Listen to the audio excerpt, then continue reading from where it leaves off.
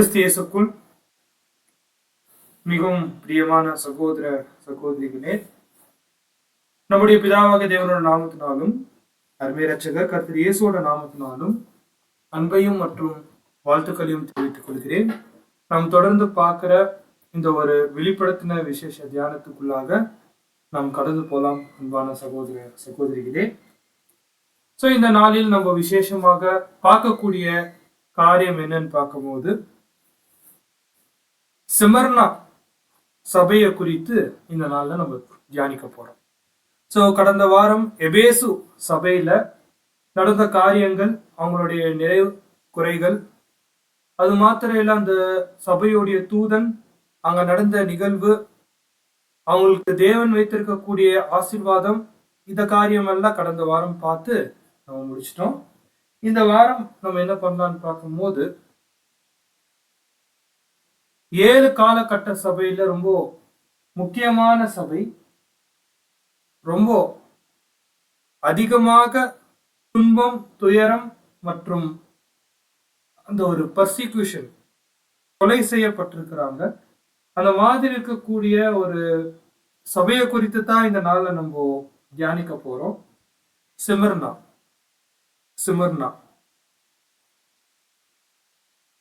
அன்பான சகோதர சகோதரிகளே, இந்த ஒரு வெளிப்படுத்தின விசேஷத்தை நம்ம தியானிக்கும் போது,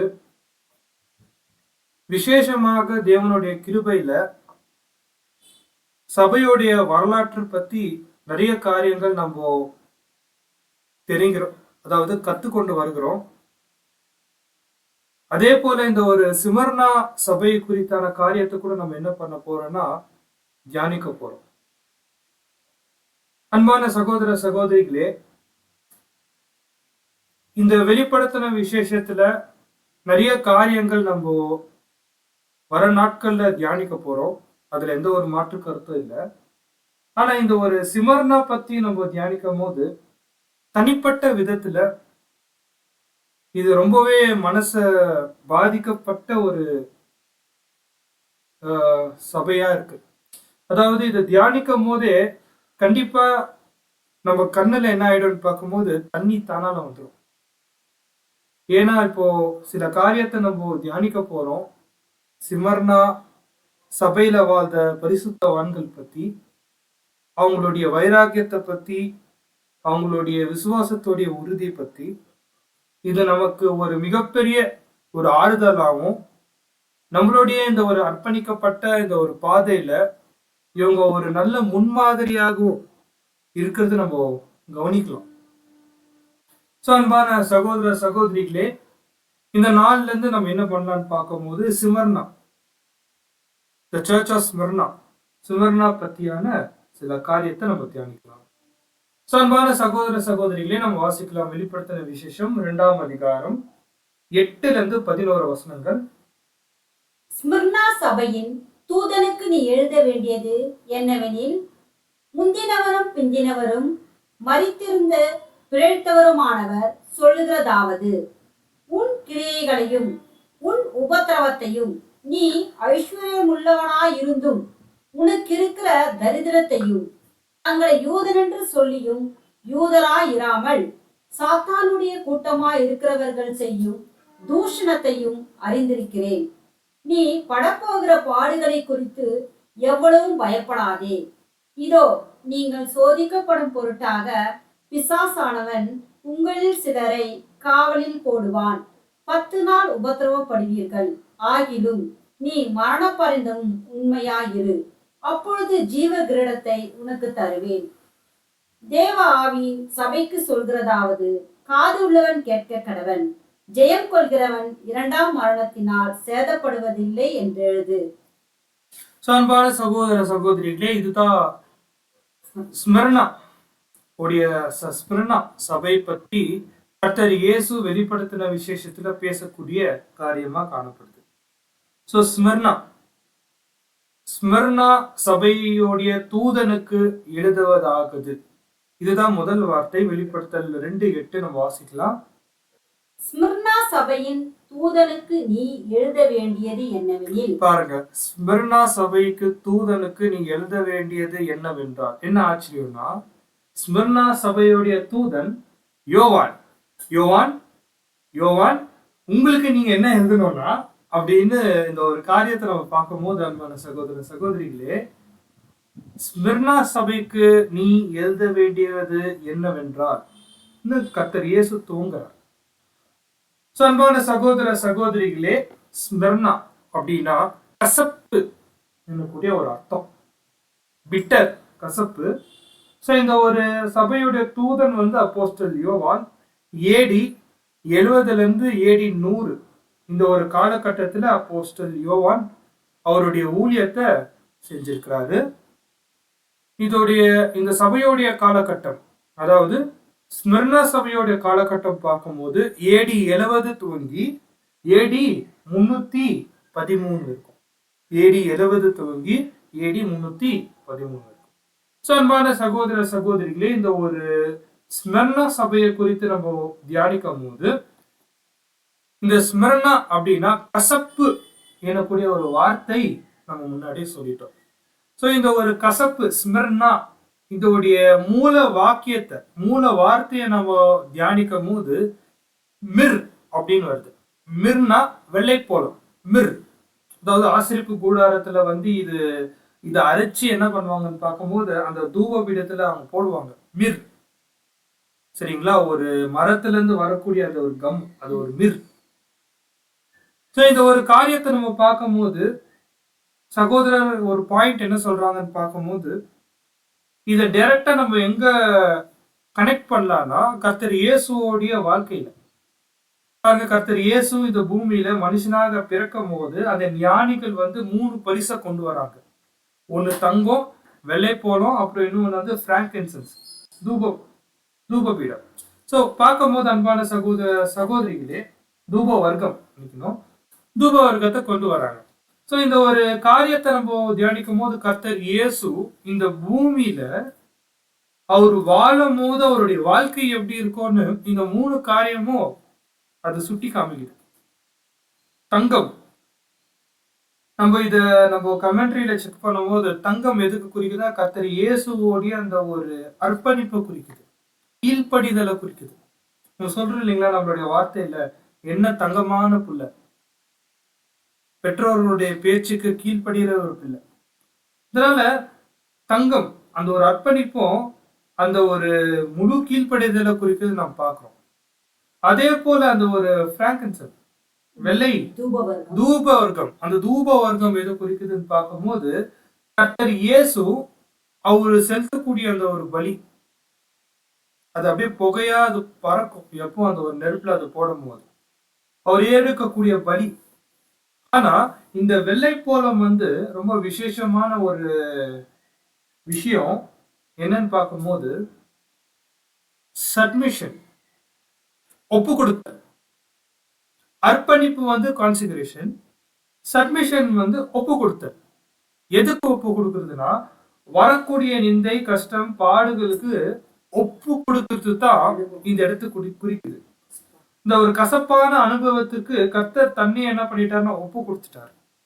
இந்த ஒரு 3 காரியத்தை வெவ்வேறு சகோதரர்கள் வெவ்வேறு கோணத்துல அவர் எழுதியிருந்தாலும் இந்த ஒரு மிர், வெள்ளை போலம் எனக்கூடிய ஒரு விஷயத்த ஸ்மிர்னாக்கு சகோதரர் கனெக்ட் பண்ணி பேசும்போது ஒரு பாயிண்ட் என்ன சொல்றாருன்னா, அவங்களுடைய உபத்திரவத்துல ஸ்மிர்னா சபை அவங்க ஒப்பு கொடுத்துட்டாங்களாம். எதுக்கு? பாடுபடுறதுக்கு ஒப்பு கொடுத்துட்டாங்களாம். அவங்கள கொலை செய்யறதுக்கு அவங்க ஒப்பு கொடுத்துட்டாங்களாம். இதுதான் நம்ம பார்க்கும்போது மற்ற சபையை பார்க்கிலும் இந்த ஸ்மிர்னா சபை பத்தி நம்ம பேசும்போது இவங்களுடைய சபையே எப்படி இருக்குன்னு பார்க்கும்போது ஒரு கசப்பான அனுபவத்துல தான் போனோம்னு கர்த்தர் இயேசு என்ன பண்ணியிருக்கிறாருன்னா அந்த சபையை பத்தி ஒரு சாட்சி கொடுக்கிறார். ஸ்மிர்னா வெள்ளை போலம், கசப்பு, கசப்பான அனுபவம். அந்த கசப்புல அவங்க என்ன பண்ணிருக்கிறாங்கன்னா அந்த அனுபவம் வந்தா கூட ஒப்பு கொடுத்திருக்காங்க. அன்பான சகோதர சகோதரிகளே, இந்த ஒரு ஸ்மிர்னா பத்தி நம்ம சொல்லும் போது இவங்களுடைய கால அளவு ஏடி 70 ஏடி 313. இந்த கால கட்டத்துல அவங்களுக்கு அந்த ஒரு கசப்பான அனுபவத்தை அவங்க முழுமையா அவங்க ஒப்பு கொடுத்துருக்குறாங்க.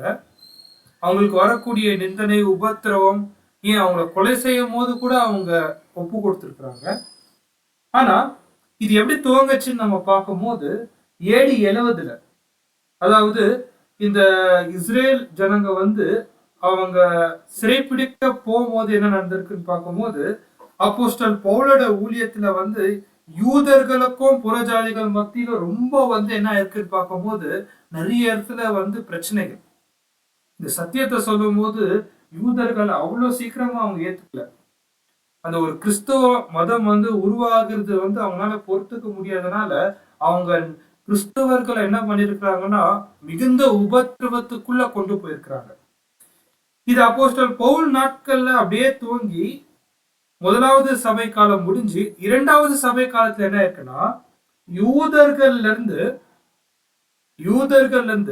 அப்படியே மெதுவா புறஜாதிகள் என்ன பண்றாங்கன்னா, விசேஷமாக அந்நிய தேவர் வணங்கக்கூடிய ரோமர்கள் என்ன பண்றாங்கன்னா கிறிஸ்துவ மதத்தை எதிர்த்து அங்க வாழ்ந்திருக்கக்கூடிய பரிசுத்தவான்களை கொலை செய்யறாங்க. சோ இதுதான் நம்ம பார்க்கும்போது அன்பான சகோதர சகோதரிகளே, யூதர்களும் சரி அதே போல அந்நிய தேவ வணங்குற ரோமர்களும் சரி என்ன பண்ணிருக்கிறாங்கன்னா இந்த காலகட்டத்துல வாழ்ந்த பரிசுத்தவான்களை மிகுந்த துன்பத்தையும் இல்ல மரணத்தையும் அவங்க என்ன பண்ணிருக்கிறாங்க கொடுத்திருக்கிறாங்க. சோ பார்க்கும்போது அன்பான சகோதர சகோதரிகளே, இந்த 7 காலகட்ட சபையில 2 சபைக்கு தான் கர்த்தர் இயேசு எந்த ஒரு குறைகள் சொல்ல, எந்த ஒரு நெகட்டிவ் கமெண்ட் சொல்ல. அது எந்தெந்த சபைன்னு பார்க்கும்போது, ஒண்ணு இந்த சிமிர்னா, 2வது பிலதெல்பியா. சிமிர்னா சபையை ஏன் எந்த ஒரு காரியமும் குறை சொல்லன்னு பார்க்கும்போது, அவங்க அந்த கசப்பான அனுபவத்தை அவங்க ஏற்றுக்கினாங்க.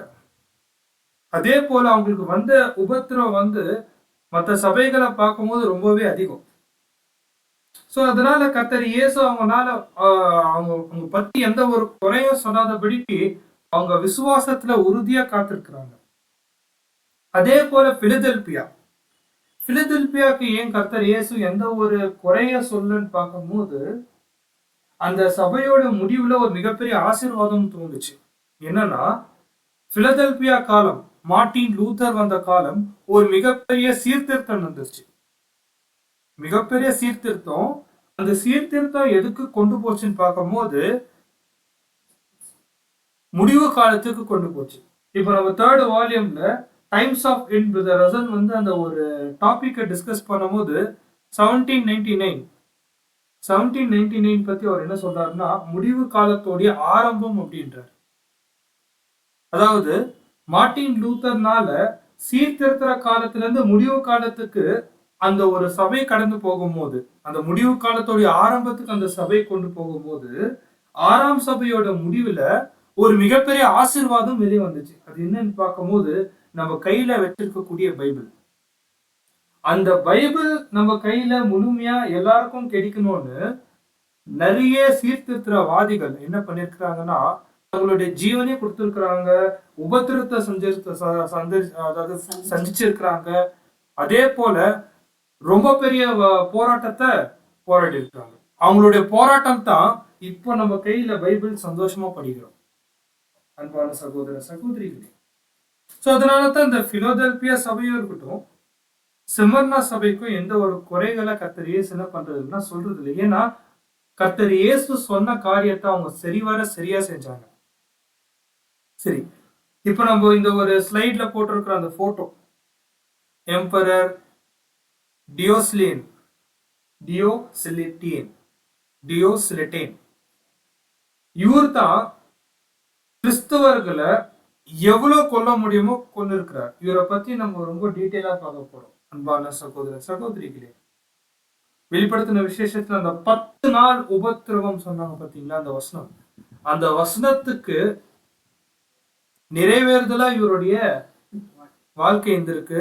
விசேஷமாக கிறிஸ்தவர்களை கொண்டு போடுற விஷயத்துல நம்ம இவரை பத்தி தியானிக்க போறோம் அன்பான சகோதர சகோதரிகளே. சரி, இப்போ அடுத்த பாயிண்ட், வெளிப்படுத்தின விசேஷம் 2ஆம் அதிகாரம் 8ஆம் வசனத்துல சிமர்னா சபையுடைய தூதனுக்கு எழுதுவதாகுது. சிமர்னா சபையுடைய தூதன் அப்போஸ்தல் யோவான். அப்போஸ்தல் யோவான் குறித்து நம்ம என்ன பண்றோம்னா சில காரியத்தை தியானிக்கலாம். அப்போஸ்தல் யோவான். அன்பான சகோதர சகோதரிகளே, நம்ம வெளிப்படுத்தின விசேஷம் துவங்கும் போதே அப்போஸ்தல் யோவான் பத்தி நிறைய காரியத்தை நம்ம தியானிச்சோம். சரிங்களா? இந்த அப்போஸ்தல் யோவான் வந்து ரொம்ப சின்ன ஒரு அப்போஸ்தல். கர்த்தர் இயேசுவுடைய நெருக்கமான அப்போஸ்தல். இவருக்கு ஒரு பேர் இருக்கு, என்னன்னு பார்க்கும்போது சன் ஆஃப் தண்டர், இடி முழக்கத்தோடைய பிள்ளை. அந்த அளவுக்கு ஒரு வைராகியம். ஒரு மீன் பிடிக்கிற நபர் தான் கர்த்தர் இயேசுவை பத்தியான விஷயம்னா இவர் கோவப்பட்டுருவாரு, பொங்கிடுவாரு. அந்த அளவுக்கு இவருக்கு என்னன்னு பார்க்கும்போது கர்த்தர் இயேசு மேல ஒரு வைராக்கியம். அதோ அவருடைய தாயார் அவங்க என்ன பண்ணிட்டாங்கன்னா ரொம்ப சுயநலமா யோவானையும் யாக்கோப்பையும் கர்த்தர் இயேசு கிட்ட போய் கொடுக்குறாங்க. ராஜ்யத்துல வந்து வலது பரிசமும் எழுது பரிசத்திலையும் நீங்க என்ன பண்ணுங்க, இவங்களை நீங்க வச்சுக்கோங்கன்னு சொல்லும் போது கர்த்தர் இயேசு சொல்றாரு, இவங்களால கூடுமா? பாத்தீங்கன்னா அந்த அளவுக்கு கர்த்தர் பத்தியான வைராகியம் வந்து யாருக்கு இருக்குன்னு பார்க்கும்போது அப்போஸ்தல் யோவானுக்கு இருக்கு. அது மாத்திரம் இல்ல, கர்த்தருடைய அன்பான சீஷனும் யோவான் தான். கர்த்தருக்கு ரொம்பவே பிடிச்ச சீஷனும் யார்த்தாங்க? யோவான் தான். அதனாலதான் ரொம்ப விசேஷமான காரியத்தை வந்து யோவான் கர்த்தர் இயேசு காமிக்கிறார். என்னன்னா மறுரூபம் காட்சி. அந்த மறுரூபம் மலையில வந்து அந்த ஒரு டிரான்ஸ்பிகரேஷன் சீன், அந்த ஒரு ராஜ்யத்தில் நடக்கக்கூடிய காரியத்தை யோவான், பேதுரு, யாக்கோப்புக்கு விசேஷமா காமிக்கிறாரு. அது மாத்திரம் இல்ல, கர்த்தருடைய மிகப்பெரிய தீர்க்க தரிசனத்துல கூட இந்த யோவான், யாக்கோப்பு, பேதுருக்கு விசேஷமாக நிறைய காரியத்தை சொல்லியிருக்கிறார். அதே போல இந்த கெஸ்தமனே தோட்டத்துல கூட யோவான், யாக்கோப்பு, பேதுரு இவங்க 3 பேரும் கர்த்தர் கிட்ட, கர்த்தர் அங்க ஜெபம் செய்து பார்க்கிற தூரத்துல இவங்களை கொண்டு போறாரு. காரணம் என்னன்னு பார்க்கும்போது இவங்க நெருக்கமானவங்க. அதே போல ஒரு காலகட்டத்துல கர்த்தர் வந்து அந்த ஒரு கெஸ்தமனி தோட்டத்துல அவரு சிறைப்பிடிச்சின்னு போகும்போது கூட அந்த நேரத்துல ஓடி போனாரு யோவான். ஆனாலும் மன தைரியத்தை பெற்றுக்கொண்டு கடைசி நேரத்துல கர்த்தர் இயேசுடைய சிலுவை கீழே இருந்த ஒரே அப்போஸ்தல் யாருன்னு பார்க்கும்போது யோவான் தான். தன்னுடைய தாயா இருக்கக்கூடிய மரியாவை கர்த்தர் இயேசு என்ன பண்றாங்க, ஒப்பு கொடுக்குறாரு.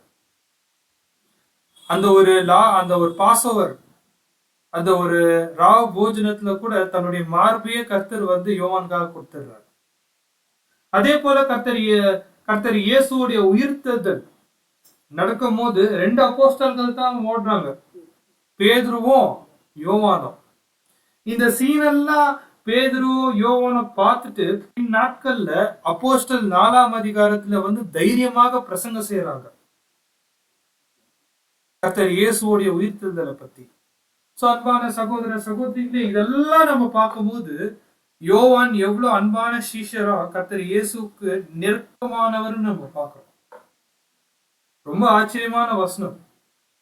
அப்போஸ்தல் பவுல் அப்போஸ்தல் யோவானை பார்த்து ஒரு காரியம் சொல்றாரு. கலாத்தியர் 2ஆம் அதிகாரம் 9ஆம் வசனத்தை நீங்க வாசிக்கலாம். Galatians 2nd chapter 9th verse. எனக்கு அளிக்கப்பட்ட கிருபையை அறிந்தபோது தூண்களாக எண்ணப்பட்ட யாக்கோப்பும் கேபாவும் யோவானும். போதுங்க. அப்போஸ்தல் பவுல் வந்து யோவான், யாக்கோப்பு, தூபால் இவங்களை பத்தி என்ன சொல்றாருன்னா, கேபால் இவங்களை பத்தி என்ன சொல்றாருன்னா, தூண்கள், ஆதி சபை காலத்துல வாழ்ந்த தூண்கள், சத்தியத்துக்காக நிற்கக்கூடிய தூண்கள். அப்போஸ்தல் பவுல் யோவானை பார்த்து சொல்றாரு, ஆதி கால சபைக்கு நீ தூண்.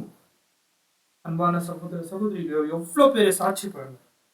அதே போல வெளிப்படுத்துற விசேஷத்துல யோவான் பத்தி நம்ம சொல்லும் போது அவருடைய வைராக்கியம், அவருடைய ஊழியத்தை பத்தி வெளிப்படுத்துற விசேஷத்தை நம்ம பார்த்தோம். வெளிப்படுத்துற விசேஷம் 1ஆம் அதிகாரம் 2 மற்றும் 9 வாசிக்கலாம். இவன் தேவனுடைய வசனத்தை குறித்தும் இயேசு கிறிஸ்துவை பற்றி சாட்சியை குறித்தும் தான் கண்ட யாவற்றையும் சாட்சியாக அறிவித்திருக்கிறான். 9ஆம் வசனம். உங்கள் சகோதரனும் இயேசு கிறிஸ்து நிமித்தம் வருகிற உபத்திரவத்திற்கு, அவருடைய ராஜ்யத்திற்கும் அவருடைய பொறுமைக்கும் உங்கள் உடன் பங்காளனுமாய் இருக்கிற யோவான் ஆகிய நான் தேவ வசனத்தின் நிமித்தமும் இயேசு கிறிஸ்துவை பற்றிய சாட்சி நிமித்தமும் பத்மு என்னும் தீவிலே இருந்தேன். பாருங்க, யோவான் வைராகியமான அப்போஸ்தலன், உபத்திரவத்தை சகிச்ச அப்போஸ்தலன், சத்தியத்துக்காக நின்ன அப்போஸ்தலன், அதே போல ரொம்ப தாழ்மையா தன்னை ஒப்பு கொடுத்த அப்போஸ்தலன். சோ சகோதர சகோதரிகளே, இரண்டாம் சபையுடைய தூதர், அவருடைய குவாலிட்டிஸை நம்ம என்ன பண்ணிருக்கிறோம்னா இப்போ தியானிச்சு இருக்கிறோம். நெக்ஸ்ட் நம்ம அப்போஸ்தலன் யோவானை குறித்து நம்ம பார்க்கும் போது யாருக்கும் கிடைக்காத ஒரு மிகப்பெரிய பாக்கியம், வெளிப்படுத்தின விசேஷத்தை யாருக்கு தேவன் தரிசனமா எழுத வச்சாருன்னு பார்க்கும்போது யோவானுக்கு எழுத வச்சாரு. இதுல என்ன ஆச்சரியம் பார்க்கும்போது, கர்த்தர் இயேசு வெளிப்படுத்தின விசேஷத்தை யோவான் எழுதிட்டு பிறகுதான் மத்த அப்போஸ்தல், மத்த காஸ்பல், மத்த புத்தகத்தை அவர் என்ன பண்ணிருக்கிறாருன்னா எழுதியிருக்கிறார். அதுல விசேஷமா நம்ம பார்க்கும்போது யோவான், காஸ்பல் ஆஃப் ஜான், யோவான் எழுதிய சுவிசேஷம், இதுல விசேஷமா எதை ஹைலைட் பண்ணி எழுதுறாருன்னு பார்க்கும்போது யோவான், ஒருவேளை காஸ்பல் ஆஃப் ஜான் யோவானுக்கு எழுதிய சுவிசேஷம் இல்லைன்னா இதா யாரு, குமாரன் யாரு, பரிசுத்த ஆவினா என்னன்னு நமக்கு தெரியவே தெரியாது. பிதாவாகிய தேவனுக்கும் கர்த்தர் இயேசுக்கு இருக்கக்கூடிய அந்த ஒரு நெருக்கம், பரிசுத்த ஆவி தேவனால் அனுப்பப்படுற தேற்றல வாழல், அது ஒரு பலன் எனக்கூடிய காரியத்தை யார் ரொம்ப தெளிவா எழுதுறாருன்னா யோவான் தான். அதுக்கப்புறம் யோவான் ரொம்ப விசேஷமாக ஹைலைட் பண்ணி எழுதுற ஒரு விஷயம் என்ன தெரியுங்களா? கர்த்தர் இயேசு தான் ஜீவன் கொடுக்கிற ஜீவாதிபதி, சோர்ஸ் ஆஃப் லைஃப் யாருன்னா கர்த்தர் இயேசு தான். சோ இந்த ஒரு காரியத்தெல்லாம் யார் எழுதுறாருன்னு பார்க்கும்போது யோவான் எழுதுறாரு.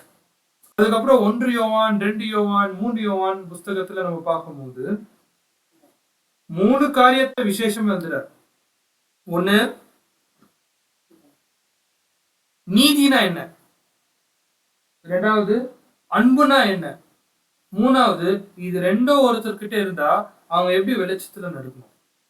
ரொம்ப விசேஷமான சத்தியங்கள், righteousness, love and walking in the light. இந்த 3 காரியமும் அந்த ஒரு 1 யோவான், 2 யோவான், 3 யோவான் புஸ்தகத்துல விசேஷமாக யோவான் எழுதியிருக்கிறார். பாருங்க, ரொம்ப பியூட்டிஃபுல்லா நம்ம பார்க்கும்போது இது ஒரு செயின் லிங்க் மாதிரி ஆகுது. ஒரு chain link. Apostle Paul antichrist பத்தி எழுதியிருக்கிறார். இவரு ட்ரினிட்டி பத்தி, திருத்துவம் எனக்கூடிய உபதேசம் பொய்ன்னு இவரு ஹைலைட் பண்ணிருக்கிறார்.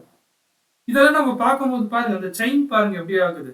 3வது சபையில இந்த 2 உபதேசமும் என்ன ஆகுது, அந்தி கிறிஸ்து அமைப்பும் பெரிய அளவுல பரவுது, திருத்துவம் எனக்கூடிய உபதேசம் கூட என்ன ஆகுது, அங்க உருவாகுது. இதெல்லாம் பார்க்கும்போது அன்பான சகோதர சகோதரிகள், அந்த ஒரு ஏற்றகால சத்தியம், பிரசன்ட் ட்ரூத், தன்னுடைய தூதர்கள் மூலியமா எது சத்தியம்னு தேவன் எப்படி கனெக்ட் பண்றாரு பாருங்க, எவ்வளவு அழகா கனெக்ட் பண்றாரு பாருங்க. சோ இதுதான் நம்ம பார்க்கும்போது இந்த ஒரு வெளிப்படுத்தின விசேஷத்துல நம்மளுடைய சத்தியம், நமக்கு கிடைச்சிருக்கக்கூடிய சத்தியம், இது ரொம்பவே ப்ரெஷியஸ். அதுதான் நம்ம இந்த வெளிப்படுத்தின விசேஷத்துல கவனிச்சு பார்க்கிறோம். பாருங்க, 3வது பாயிண்ட், அதாவது இந்த ஒரு விஷயத்துல நம்ம பார்க்கும்போது யோவானுடைய வாழ்க்கை, அவருடைய நிருபம், இது 2ஆம் காலகட்ட சபையில இருக்கக்கூடிய சபை மக்களுக்கு ஒரு மிகப்பெரிய என்கரேஜ்மெண்ட், மிகப்பெரிய உற்சாகம் கொடுத்திருக்கு. ஒரு வசனம், யோவான் பேசின ஒரு வசனம், அந்த வசனத்தை நம்ம இந்த வாரம் பார்க்க போறது இல்லை, அது ரொம்ப டாப் சீக்ரெட்டா இந்த வாரம் வைக்கிறோம். அடுத்த வாரம் நம்ம பார்க்கலாம். அந்த ஒரே வசனம், எங்களை நீங்க கொலை பண்றீங்களா, எஸ், நான் சாகிறது ரெடி. அந்த மாதிரி அந்த ஒரு வசனத்தை மையமா வச்சு யோவான் 2ஆம் தூதன் பேசின மிகப்பெரிய சத்தியம், அந்த வசனத்தை வச்சு எல்லா பரிசுத்தவான்கள் சாகறதுக்கு தைரியமும் உற்சாகமும் கொடுத்தா அந்த ஒரு டாப் சீக்ரெட்டான வசனம் நம்ம அடுத்த வாரம் தியானிக்க போறோம். அவருடைய நிருபத்துல, அவருடைய ரைட்டிங்ல அது எல்லா பரிசுத்தவான்களுக்கும் அந்நிய தேவர் வணங்கக்கூடிய ஜனங்க பரிசுத்தவான்களை கொலை செஞ்சாலும் அவங்க தைரியமா நிக்கிறதுக்கு யோவானுடைய வாழ்க்கையும் அவருடைய எழுத்துக்களும் இருந்துச்சு. நம்ம பார்க்கலாம்.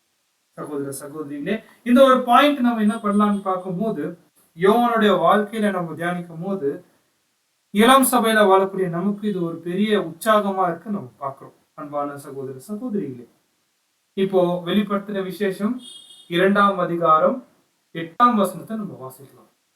ஸ்மிர்னா சபையின் தூதனுக்கு நீ எழுத வேண்டியது என்னவெனில், முந்தினவரும் பிந்தினவரும் மரித்திருந்து பிழைத்தவருமானவர் சொல்கிறதாவது. முந்தினவரும் பிந்தினவரும் மரித்தோரிலிருந்து பிழைத்தவரும் ஆனவர். முந்தினவரும் பிந்தினவரும். Here is the message from the one who is the first and the last. கர்த்தர் இயேசு கொடுக்கக்கூடிய மெசேஜ், நான் தான் ஃபர்ஸ்ட், நான் தான் லாஸ்ட். ஏன் இந்த ஒரு வார்த்தையை கர்த்தர் இயேசு சொல்றாருன்னு பார்க்கும்போது, சிமர்னா சபை அவங்க கடந்து போகக்கூடிய அனுபவத்தை கர்த்தர் இயேசுக்கு நல்லாவே தெரியும். அவங்க என்னென்ன உபத்திரம் படுவாங்க, அவங்கள கொலை செய்வாங்கன்னு கர்த்தர் இயேசுக்கு நல்லாவே தெரியும். ஆனாலும் கர்த்தர் இயேசு சிமர்னா சபையை பார்த்து சொல்ற காரியம் என்னன்னு பார்க்கும்போது, நான் தான் ஃபர்ஸ்ட், நான் தான் லாஸ்ட். எதுக்கு, ஏன் இவ்வளவு அதிகாரமா கர்த்தர் இயேசு சொன்னாருன்னு பார்க்கும்போது, நான் தான் தேவனுடைய நேரடி சிருஷ்டி, அதே போல கடைசி சிருஷ்டி. இது ஒரு பாயிண்ட். ரெண்டாவது பாயிண்ட் என்னன்னு பார்க்கும்போது, நான் தான் முதல் ஆளு. எதுக்குன்னா மரணத்தை ஜெயிச்சதுக்கு. உயிர்த்தெழுதல் யாருக்கு ஃபர்ஸ்ட் வந்துச்சு? கர்த்தர் இயேசுக்கு தான். நான் தான் ஃபர்ஸ்ட், அப்படி நான் தான் லாஸ்ட் அப்படின்னு சொல்லும் போது இது எதை குறிக்குதுன்னு பார்க்கும்போது, அன்பான சகோதர சகோதரிகளே, கர்த்தர் இயேசு தான் தேவனுடைய திட்டத்துல ஆரம்பம். அவர் தான் அதே போல தேவனுடைய திட்டத்துல எல்லா காரியத்தையும் முடிக்கிறவரும் யார் தான்? கர்த்தர் இயேசு தான். அதனால சிம்பிளா சிமர்னா சபைக்கு சொல்லக்கூடிய பாயிண்ட் என்னன்னு பார்க்கும்போது, உங்களுக்கு வரக்கூடிய உபத்திரம் அது மரணமே ஏறிட்டாலும், நீங்க செத்தே போயிட்டாலும், எனக்கு ஒரு அதிகாரம் என்ன இருக்குன்னா, நான் எப்படி மரணத்தை ஜெயிச்சனோ அதே போல நீங்களும் என்ன ஆவீங்க? மரணத்தை ஜெயிப்பீங்க. நீங்க செத்தே போயிட்டா கூட உங்களுக்கு ஜீவன் கொடுக்கக்கூடிய அதிகாரம் யார் கையில இருக்கு? என் கையில இருக்கு. அதுதான் நான் தான் ஃபர்ஸ்ட், நான் தான் லாஸ்ட். தேவனுடைய திட்டத்துல A to Z யார் தான்? முதலும் கடைசியும் யார் தான்? கர்த்தர் இயேசு தான். சோ அந்த ஒரு அதிகாரத்தை அவர் என்ன பண்றாருன்னு பார்க்கும்போது, இது ஒரு மிகப்பெரிய என்கரேஜ்மெண்ட், ஒரு மிகப்பெரிய ஒரு கேட்கக்கூடிய ஒரு வார்த்தை. ஒருவேளை இந்த ஒரு வார்த்தையினால தான் சிமர்னா பட்டணத்துல இருக்கக்கூடிய அந்த சிமர்னா சபையில இருக்கக்கூடிய அந்த பரிசுத்தவான்கள் அவங்க மறுச்சாலும் உயிர் கிடைக்கும் எனக்குடைய நம்பிக்கை எப்படி வந்துச்சுன்னு பார்க்கும்போது இந்த வார்த்தையினால தான். சரி, இன்னொரு பாயிண்ட் நம்ம பார்க்கும்போது, இந்த ஒரு சிமர்னா சபையில வாழ்கிற தூதர்களுக்கு இன்னும் ஒரு பெரிய பிரச்சனை என்னன்னு பார்க்கும்போது, நாஸ்டிஸ்டிக். அதாவது இவங்க ஒரு கூட்டம், இவரு வகுப்பார். இவங்க நாஸ்டிஸ்டிக்னு பேர் மறந்தாலும் பரவாயில்ல. இவங்க என்னன்னா ரொம்ப ஞானிகள் தங்களை எண்ணிக்கொண்டு என்ன பண்ணிருக்கிறாங்கன்னா, கர்த்தர் இயேசுவோடைய உபதேசத்தை கொஞ்சம் கொஞ்சமா அழிச்சிருக்கிறாங்க. அது தேவையில்லை, அது அந்த அளவுக்கு முக்கியம் இல்லை அப்படின்னு சில உபதேசத்தை கொண்டு வந்திருக்கிறாங்க. இவங்கனால கூட என்ன இருக்குன்னு பார்க்கும்போது, சிமர்னா பட்ட சபைக்கு ஒரு மிகப்பெரிய பிரச்சனை இருக்கு. சரி, இதை தொடர்ந்து நம்ம பார்க்கும்போது, அன்பான சகோதர சகோதரிகளே, சிமர்னா அந்த சபையில ரொம்ப முக்கியமா நம்ம பார்க்கும்போது, அவங்களுக்கு அந்த ஒரு உபத்திரவம் தான் டெத். அவங்கள ரொம்ப துன்புறுத்தி துன்புறுத்தி துன்புறுத்தி அவங்களை என்ன பண்ணிருக்காங்கன்னா சாகடிச்சிருக்கிறாங்க. அதனால்தான் கர்த்தர் வெளிப்படுத்தின விசேஷம் 2:8 ஒரு வார்த்தையை அவர் குறிப்பிட்டாரு. வாசிங்க. ஸ்மிர்னா சபையின் தூதனுக்கு நீ எழுத வேண்டியது என்னவெனில், முந்தினவரும் பிந்தினவரும் மரித்திருந்து மரித்திருந்து பிழைத்தவர் சொல்வதாகது. ரொம்ப முக்கியமான வார்த்தை. இது யார் எழுதுறாங்கன்னா யோவான் எழுதுறாரு. இது யோவான் அவரு அவருடைய சபை காலகட்டத்துல இது எழுதும் போது யோவானோட ஃபீலிங் எப்படி இருந்திருக்கும்? கர்த்தர் இயேசுவோடைய ரெசரக்ஷனை கண்கூட பார்த்தவர் யாருன்னு பார்க்கும்போது யோவான். இந்த ஒரு காரியத்தை எழுதும் போது சிமர்னா சபைக்கு யோவான் என்ன செய்தி சொல்லியிருப்பார்னா, கண்டிப்பா உங்களுக்கு நீங்க மறிச்சாலும் நீங்க என்ன ஆவீங்க? பிழைப்பீங்க. அதனாலதான் ஒரு வார்த்தை சிமர்னாக்கு என்ன ஆசீர்வாதம் கொடுக்குறாருன்னா, நீங்க 2ஆம் மரணத்துல இருந்து நீங்க என்ன எஸ்கேப் ஆயிட்டீங்க, தப்பிச்சிட்டீங்க அப்படின்னு அந்த ஒரு ஆசீர்வாதத்தை என்ன பண்றாருன்னு பார்க்கும்போது கொடுக்குறாரு. சோ அன்பான சகோதர சகோதரிகளே, இந்த ஒரு பாயிண்ட்ஸ் நம்ம பார்க்கும்போது ஒரே ஒரு பாயிண்ட் தான் சிமர்னா பத்தி. அவங்க மறிச்சாலும் அவங்களுக்கு என்ன கிடைக்குது? ஜீவன் கிடைக்குது. இதுதான் கர்த்தர் இயேசு சிமர்னாக்கு கொடுக்கக்கூடிய ஆறுதலான வார்த்தை. சோ இந்த ஒரு பாயிண்ட நம்ம தியானிக்கும் போது இதை எப்படி எடுத்துக்கலாம்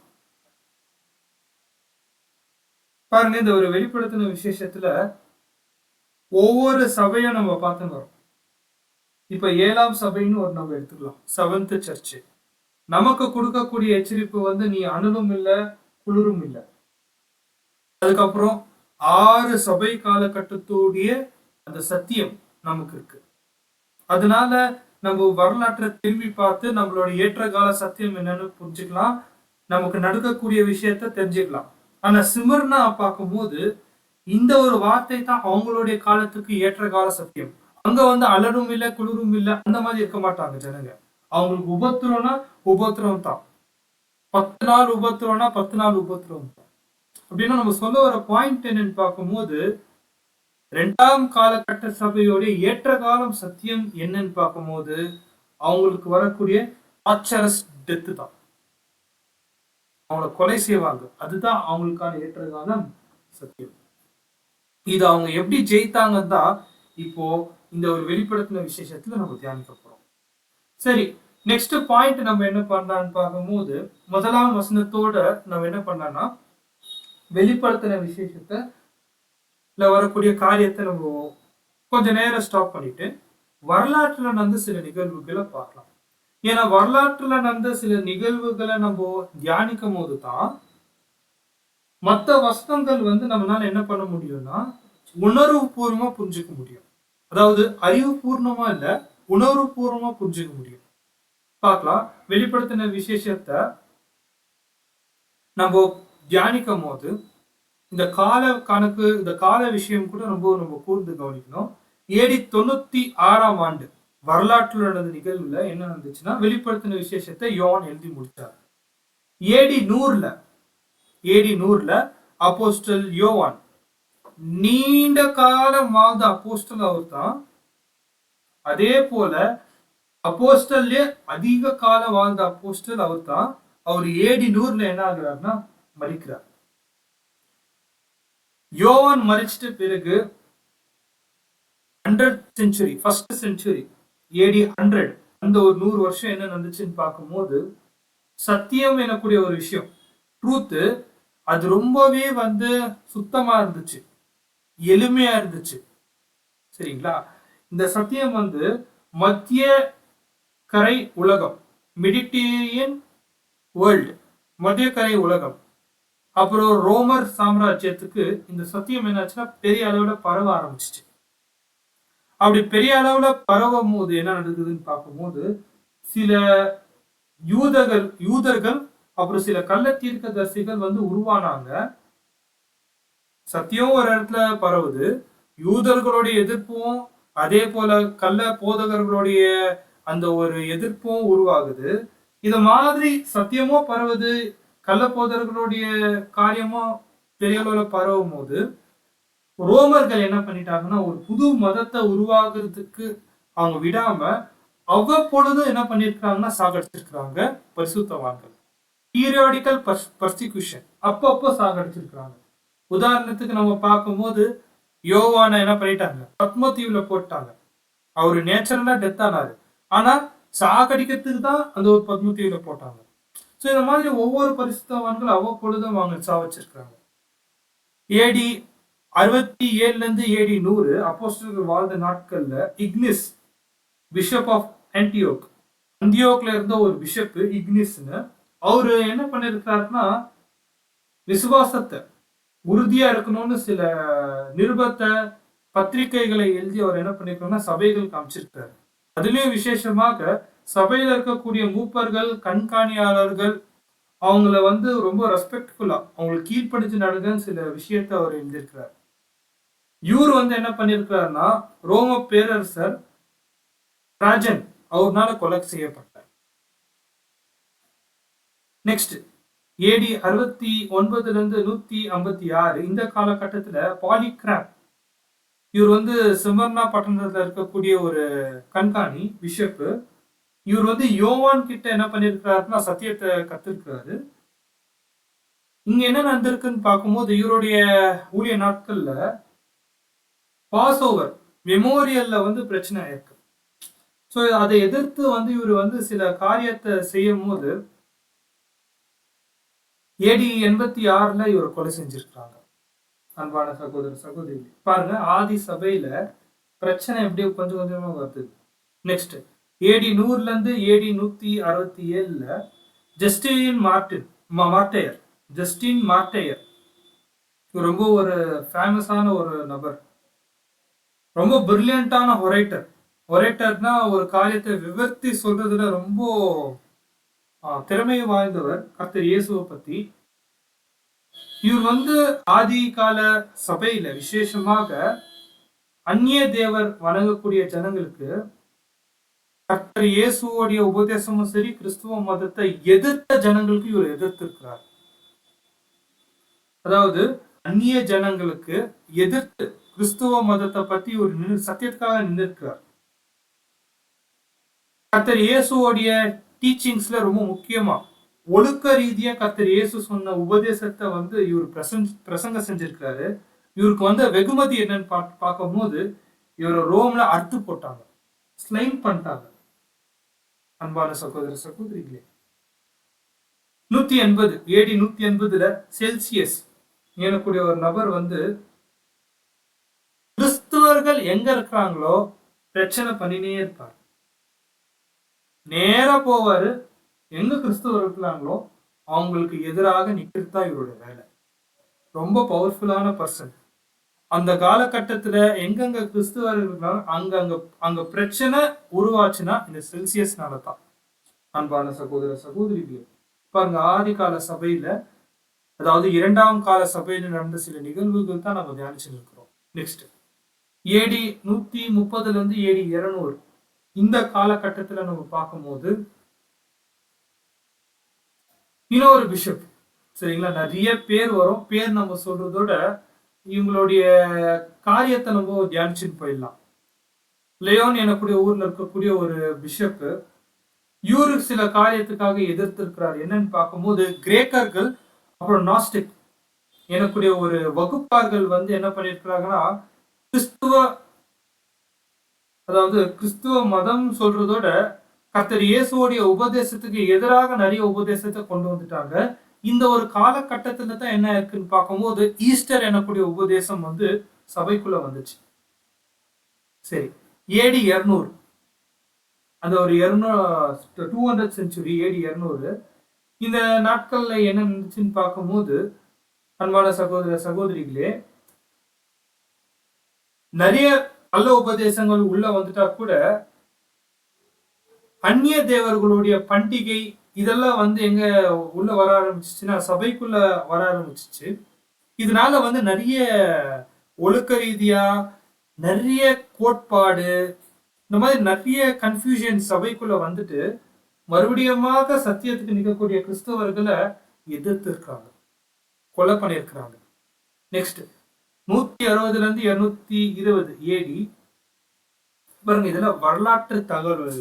நீங்க இதை வந்து ரொம்ப கவனிக்கணும். இல்ல எங்களோட பேரெல்லாம் ஞாபகம் வச்சுக்கணும்னு அவசியம் கிடையாது. ஆனாலும் சபைக்குள்ள எப்படி பரிசுத்தவான்கள் துன்பப்பட்டாங்க, இந்த ஒரு காரியத்தை நம்ம என்ன பண்ணணும்னு பார்க்கும்போது கவனிக்கணும். இதுல ஒருத்தர் ட்ரைக்ளீனியன் எனக்கூடிய ஒரு நபர் வந்து விசுவாசத்துக்காக உறுதியா நின்று இருக்காரு.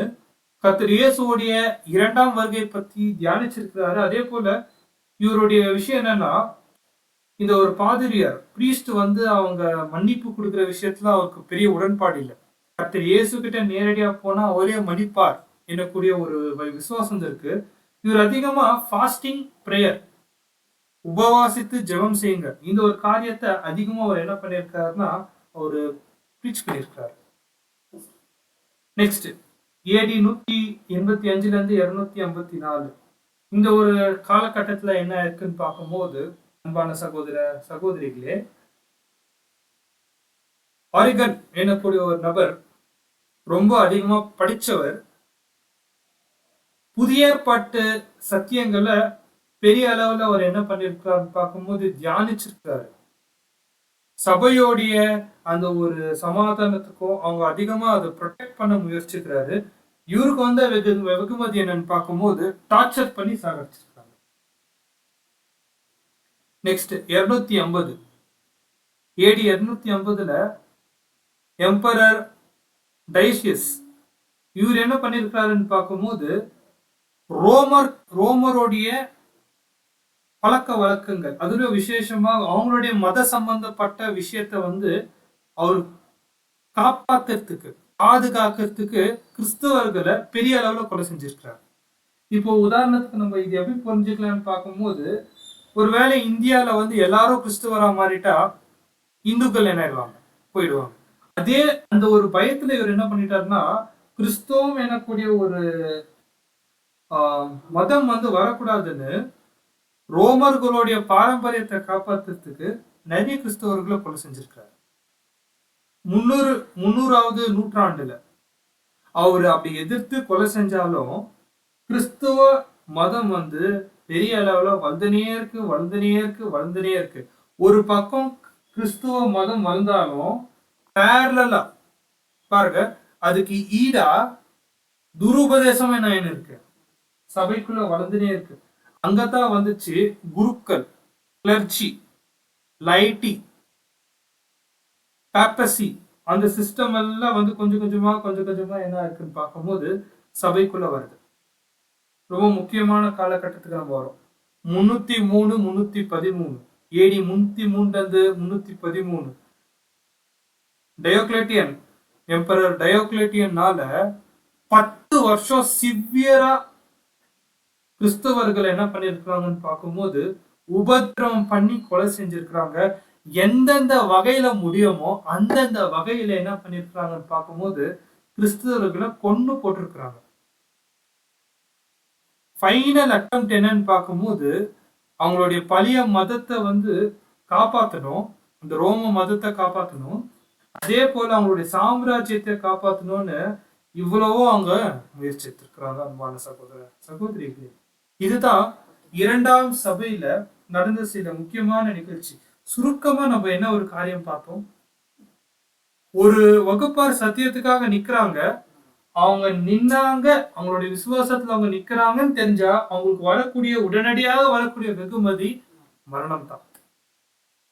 அதாவது சும்மா சாகுறது இல்ல, அவங்கள வந்து கழுத்தை துண்டிருச்சு டார்ச்சர் பண்ணி சாகடிச்சிருக்கிறாங்க. அன்பான சகோதர சகோதரி, இன்னொரு பக்கம் துருபதேசமும் சபையில வந்துட்டு இருக்கு. இன்னொரு பக்கம் போப்பு மார்க்கத்தோடைய அந்த ஒரு ஆரம்பமும் ஸ்டார்ட் ஆயிடுச்சு. இன்னொரு பக்கம் சத்தியத்துக்கு நிக்கிறவங்க சத்தியத்துக்கு நிக்கிறாங்க. பார்க்கும்போது அன்பான சகோதர சகோதரிகளே, இந்த ஒரு மிக்ஸ்டு கேட்டகரி தான் என்ன இருக்குன்னு பார்க்கும்போது இந்த ஒரு சிமர்னா சபையில நடந்திருக்கு. இதை குறித்து நம்ம என்ன பண்ணலாம்னு பார்க்கும்போது ரொம்ப டீட்டெயிலா அடுத்த வாரம் நம்ம பார்க்கலாம். ஆனா ஒரு சின்ன கதை இன்னைக்கு நம்ம என்ன பண்ண போறோம்னா தியானிக்க போறோம். இந்த ஒரு சின்ன கதை வந்து யாரை குறித்துன்னு பார்க்கும்போது Perpetua and facility Felicity Perpetua and Felicity இவங்கெல்லாம் வந்து ரொம்ப ஃபாரினர் பேரு, கொஞ்சம் கஷ்டம் தாங்க. இந்த ஒரு பெர்பெச்சுவா அண்ட் ஃபெலிசிட்டி இவங்க ரெண்டு பேரை குறித்து நம்ம என்ன பண்ண போறோம்னா இந்த நாட்கள்ல கொஞ்சம் இந்த சிமர்னா சபையில நடந்த ஒரு விஷயத்த தியானிக்கும் போது இவங்களை பத்தி நம்ம பார்க்கலாம். ஒரு பாயிண்ட் நம்ம இவங்களை பத்தி தியானிக்கிறதுக்கு முன்பாக ஒரு பாயிண்ட் நம்ம என்ன சொல்றோம்னா, வெளிப்படுத்தின விசேஷத்துல கர்த்தர் இயேசு அந்த ஒரு தரிசனத்தை நம்ம நினைவு கொண்டு வரலாம். அவருடைய வஸ்திரம் எப்படி இருக்குன்னு பார்க்கும்போது ஒரு வெண் வஸ்திரம், அது கழுத்து துவங்கி கால் வரைக்கும் தான் காணப்படும். காரணம் என்னன்னு பார்க்கும்போது கர்த்தர் இயேசுவோடைய அந்த ஒரு சரீர அங்கம் அப்போஸ்தலர்கள் காலம் தெளிவா தெரியுது. அதுக்கப்புறம் அவர் போட்டிருக்கிற வெண் வஸ்திரம் முழு சரீரத்தை மறிச்சு பாதம் மட்டும் தான் தெரியுது. அப்படின்னா என்னன்னா, சர்ச் ஹிஸ்டரியில யார் உண்மையான சபை, 1,44,000 பரிசுத்தவான்கள் யாருன்னு அந்த தகவல் தெரியாமையே இருக்கும், மறிஞ்சு போயிருக்கும், ரகசியமே காணப்படும்.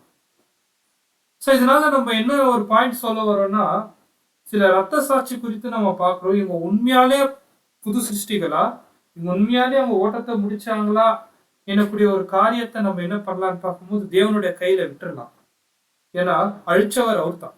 ஆனா இவளோட வாழ்க்கையை குறித்து சில காரியத்தை நம்ம தியானிக்கும் போது, சிமர்னா பட்டணத்துல வாழ்ந்த பரிசுத்தவான்கள் அவங்க எப்படி பாடுபட்டு இருக்கிறாங்க மாத்திரம் நம்ம கான்சென்ட்ரேட் பண்ணலாம். பெப்பெச்சுவா, பெலிசிட்டி, ரெண்டு ஸ்திரீகள் இவங்களை குறித்து நம்ம தியானிக்கும் போது, என்னுடைய சின்ன வயசுல ஒரு சின்ன புத்தகத்தை எங்க அப்பா ELS வாங்கி கொடுத்தாரு. இவங்களை பத்தி அந்த ஒரு புக்ல இருக்கும். அதாவது நிறைய சீர்திருத்தவாதிகள் அப்புறம் இந்த மாதிரி ரத்த சாட்சிகள் பத்தினா அந்த புத்தகத்தை வாங்கும்போது இவங்க பத்தி ஒரு சின்ன ஆர்டிக்கல் கிடைச்சிச்சு. இவங்க யாரு, இவங்க குறித்து நம்ம பார்க்கும்போது, இந்த பெப்பெச்சுவா எனக்கூடிய ஒரு ஸ்திரீ, ஒரு 22 வயசு அவங்களுக்கு, ஒரு 22 இயர்ஸ் விமன் தான் இந்த பெப்பெச்சுவா. இவங்களுக்கு ஒரு குழந்தை பிறந்திருக்கு 22 வயசுல. அவங்க அந்த குழந்தை பிறந்து அந்த குழந்தைக்கு இவங்க பால் கொடுக்குற ஸ்டேஜ்ல தான் இருக்கிறாங்க. அப்போ கர்த்தர் இயேசு பத்தி இவங்க தெரிஞ்சுட்டு கிறிஸ்தவர்களா மாறிட்டாங்க. ஒரு கிறிஸ்டியனா மாறிட்ட ஒரு ஸ்திரீ. இவங்க கிறிஸ்துவ மாறிட்ட பிறகு அவங்க வீட்டுல ரொம்ப எதிர்ப்பு, ரொம்ப பிரச்சனை, போராட்டம், கஷ்டம். ஏன் நீ கிறிஸ்துவ மாறிட்ட, இந்த மாதிரி நிறைய கேள்வி கேட்கும் போது அவருடைய அப்பா கிட்ட ஒரு சின்ன ஒரு கான்வர்சேஷன் இருந்திருக்கு, ஒரு சின்ன உரையாடல் நடந்திருக்கு. என்னன்னு பார்க்கும்போது, நீ ஏன் கிறிஸ்தவரா மாறிட்ட அப்படின்னு அவங்க அப்பா கேட்கும் போது ஒரு சட்டி பானை இருந்துச்சாம்.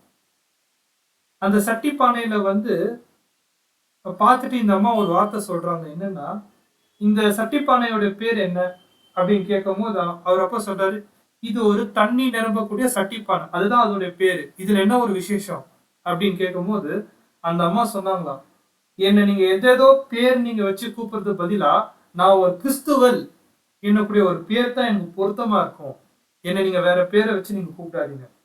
அப்படின்னா அவங்க என்ன சொல்ல வராங்கன்னா, அவங்களுடைய ஐடென்டிட்டி பெப்பெச்சுவா அப்படின்னு சொல்றதை பார்க்கிலும் அவங்க ஒரு கிறிஸ்தவல் அப்படின்னு சொல்றதுதான் அவங்களுக்கு என்ன ஆயிருக்குன்னு பார்க்கும்போது ஒரு மிகப்பெரிய ஒரு கனமா இருந்திருக்கு. அன்பான சகோதர சகோதரிகளே, இந்த மாதிரி பெப்பெச்சுவா அவங்க என்ன பண்ணியிருக்கிறாங்கன்னு பார்க்கும்போது, பால் குடிக்கிற குழந்தை கிறிஸ்துவரா மாறிட்டாங்க. கிறிஸ்துவரா மாறிட்டா நம்மளால சத்தியத்தை சொல்லாம சும்மா இருக்க முடியுங்களா? இந்த மாதிரி சத்தியத்தை கர்த்தர் இயேசுவை பத்தி சொல்லும் போது, அப்போ இருந்த அவருடைய ஊர்ல ஒரு புது மதம் வந்தாலே மிகப்பெரிய பிரச்சனை தான், ஆபத்து தான். அப்ப என்ன பண்ணிட்டாங்கன்னா, இந்த பெப்பெச்சுவா எடுத்துன்னு போயிட்டு ஜெயில போட்டுறாங்க. அந்த ஜெயில அவங்க கொடுக்கக்கூடிய சாட்சி என்னன்னு பார்க்கும்போது, நான் பேலஸ்லயே வாழ்ந்தாலும் இந்த அளவுக்கு நான் சந்தோஷமா இருக்க மாட்டேன், இந்த ஜெயில் தான் எனக்கு மிகப்பெரிய பேலஸா இருக்கு. காரணம் என்னன்னு பார்க்கும்போது, யாருக்காக அவங்க ஜெயில இருக்கிறாங்க? கர்த்தர் இயேசுக்காக.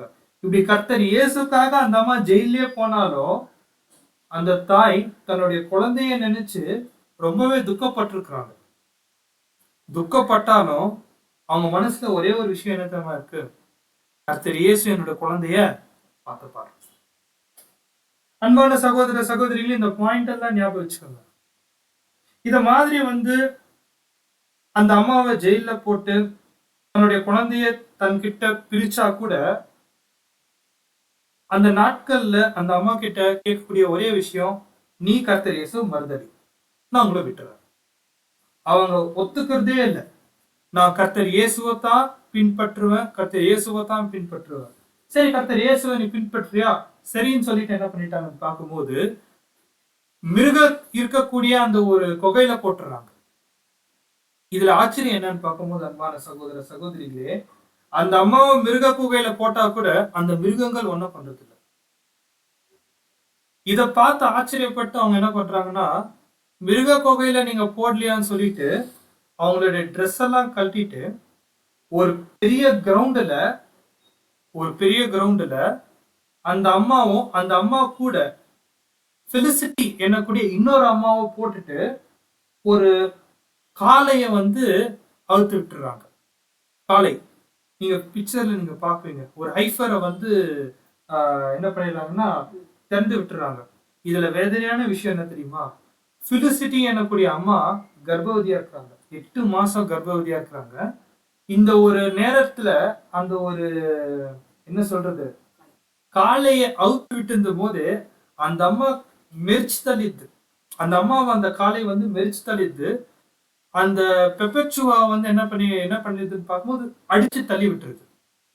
அதுக்கப்புறம் பெப்பச்சுவா என்ன பண்றாங்கன்னா அந்த அம்மாவை கொண்டு போயிட்டு கொஞ்சம் ரெடி பண்ணிட்டு அவங்களுக்கு குழந்தையா பிறந்தது. அந்த அம்மாவுக்கு எந்த ஒரு பிரச்சனையும் இல்லாத, இப்படி எந்த ஒரு பிரச்சனையும் இல்லாத அந்த அம்மாவுக்கு ஒரு பெண் குழந்தை பிறந்த 4வது நாளே என்ன நடக்குதுன்னா, பெப்பச்சுவாவும் பெலிசிட்டி எனக்கூடிய ஒரு அம்மாவை, நீங்க மிருகத்தை அம்சம் கூட நீங்க சாக மாட்டேன்னுக்கிறீங்க, கர்த்தர் இயேசுவை நீங்க மறுதளிக்க மாட்டேன்னுக்கிறீங்க, இவ்வளவோ சொல்லிட்டு என்ன பண்ணிடுறாங்கன்னு பார்க்கும்போது ஒரு கத்தி எடுத்து ரோமருடைய அந்த ஒரு சேனாதிபதிகள கத்தி எடுத்து அந்த அம்மாவுடைய கழுத்திலே குத்திடுறாங்க. இனிமே நீ பிரசங்கிக்க கூடாதுன்னு கழுத்திலே என்ன பண்ணிடுறாங்கன்னா கத்தியை குத்திடுறாங்க. இதுல பியூட்டி என்னன்னா, அவங்க சாகத்துக்கு முன்னாடி இத சீன் பார்க்கக்கூடிய அவங்களுடைய அப்பா அம்மா சொந்தக்காரங்க யாரு இருந்தாலும் ஒரே வார்த்தை தான் சொன்னாங்க, என்னன்னா விசுவாசத்துல உறுதியா இருங்க, நீங்க ஒருவர் அன்பு கூறுங்க. இதுதான் அவங்க சொல்லக்கூடிய கடைசி வார்த்தை. சொன்னதும் போதே கத்திய குத்தி சாகடிச்சாங்க. அன்பான சகோதர சகோதரிகளே, இந்த ஒரு பெப்பச்சுவா பத்தி நம்ம தியானிச்சோம். நம்ம தியானிக்கக்கூடிய பாயிண்ட்ஸ் இந்த ஒரு ரெவல்யூஷன்ல இந்த மாதிரி கண்ணுக்கு தெரியாத அநேக பரிசுத்தவான்கள் என்ன இருக்கிறாங்கன்னா மரிச்சு போயிருக்கிறாங்க. அவங்களுக்கு இருக்கக்கூடிய ஒரே விஷயம் என்னன்னா, கர்த்தர் இயேசு மேல வச்சிருக்கக்கூடிய அந்த அன்பு. கர்த்தர் இயேசு நல்லவர்னு அவங்க ருசிச்சு பார்த்திருக்கிறாங்க. கர்த்தர் இயேசுவோடைய அந்த பலிய அவங்க பெருசா பார்த்துக்கிறதுனால தான் அவங்க தங்களையே என்ன பண்ணிட்டாங்கன்னா சாகத்துக்கு ஒப்பு கொடுத்துட்டாங்க. அன்பான சகோதர சகோதரிகளே, சோ இந்த ஒரு பாயிண்ட் நம்ம எடுக்கும் போது இந்த மாதிரி 2 ஸ்திரீகள், இவங்களுக்கு சின்ன குழந்தைகள் பிறந்த இந்த பூமியில அவங்களுக்கு என்ன நடக்குதுன்னே தெரியாத 2 குழந்தைகள் இருக்கு. ஆனாலும் இவங்க சத்தியத்துக்காக நின்று மரிக்கும் போது கூட இவங்களுடைய விசுவாச வைராகியம் என்ன இருந்திருக்குன்னா, கர்த்தர் இயேசு என்னோட பிள்ளைகளை என்ன பண்ணுவாங்க, அவர் பார்த்துப்பார். நான் மரிச்சே போனாலும் ஜீவாதிபதி எங்களுடைய பிள்ளைகளை பார்த்துப்பாங்க. இதுதான் அவங்களுடைய நம்பிக்கையும் விசுவாசமா இருந்திருக்கு. அன்பான சகோதர சகோதரிகள், இவங்க மட்டும் இல்ல, சிமர்னா சபையில வாழ்ந்த எல்லா பரிசுத்தவான்களும் இந்த மாதிரி தான் மரிச்சிருக்கிறாங்க. இப்ப 7ஆம் சபையில வாழக்கூடிய நம்மளுடைய ஃபெய்த், நம்மளுடைய விசுவாசம் எப்படி இருக்கணும், இதுதான் நம்ம சிமர்னா கிட்ட கத்துக்கக்கூடிய ஒரு பாடமா இருக்கு நம்ம பார்க்கிறோம்.